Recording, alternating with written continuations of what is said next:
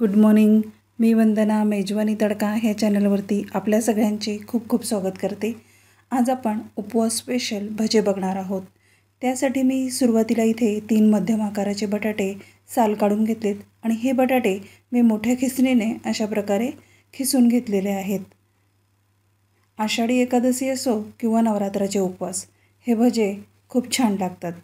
आता त्यानंतर मी इथे 2 मध्यम आकाराच्या वाट्या साबुदाणा भिजवून घेतलेला आहे। हा साबुदाणा मी 4 ते 5 तास भिजवलेला आहे। अशा प्रकारे हा साबुदाणा छान मऊ भिजलेला आहे। तरी पण आपल्याला ह्या साबुदाण्याला असं मॅशरने किंवा वाटीच्या साह्याने किंवा फुलपात्राच्या साह्याने असा थोडासा मॅश करून घ्यायचा आहे, जेणेकरून हे भजे तेलात सोडल्यानंतर असे फुटणार नाहीत। असा साबुदाणा आपण फोडून घेतला किंवा मॅश करून घेतला तर ते भजे फुटत नाहीत।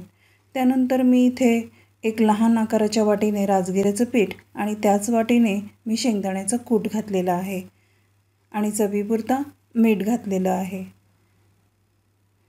ती छोटी वाटी म्हणजे पोहे खायचे 2 चमचे आणि त्यानंतर 4 ते 5 हिरव्या मिरच्या मी बारीक चिरून घातलेल्या आहे। लहानांसाठी करत असाल तर मिरच्या स्किप पण करू शकता, कारण आपण यामध्ये काश्मीरी लाल तिखट किंवा तुमच्याकडे जर साधं तिखट असेल तर तेही तुम्ही घालू शकता। इथे मी 2 पोहे खायचे चमचे काश्मीरी लाल तिखट वापरलेलं आहे आणि हे सगळे जिन्नस आपल्याला ह्या साबुदाण्यामध्ये आणि बटाट्यामध्ये छान एकजीव करून घ्यायचं आहे। इथे मी पाण्याचा वापर केलेला नाही आहे। सुरुवातीला हे मिश्रण असं एकजीव करून मग नंतर थोडंसं पाणी असं शिंपडून ते मिश्रण एकजीव असं करून घेतलेलं आहे। आपल्याला ह्या मिश्रणाचा असा घट्ट गोळा नाही करायचा आहे, ज्याप्रमाणे आपण कणिक मळतो, फक्त हे मिश्रण एकजीव करायचं आहे। आता त्यानंतर आपण बाजूला कढईमध्ये तेल तापायला ठेवलेलं आहे। थोडासा पाण्याचा हात ओला करून हे भजे आपल्याला तेलामध्ये सोडायचे आहे।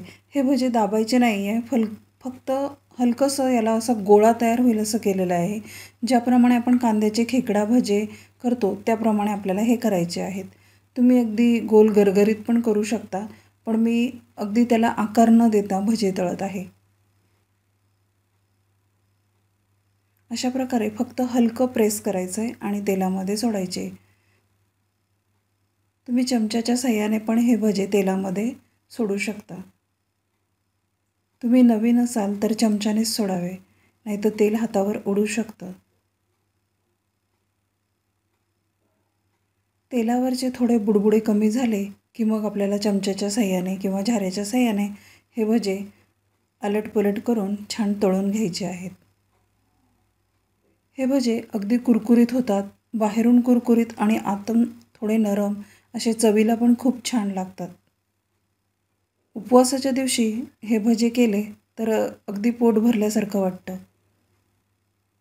आणि आत्ता पावसाळाही सुरू आहे, गरमागरम भजे सगळ्यांनाच आवडतात।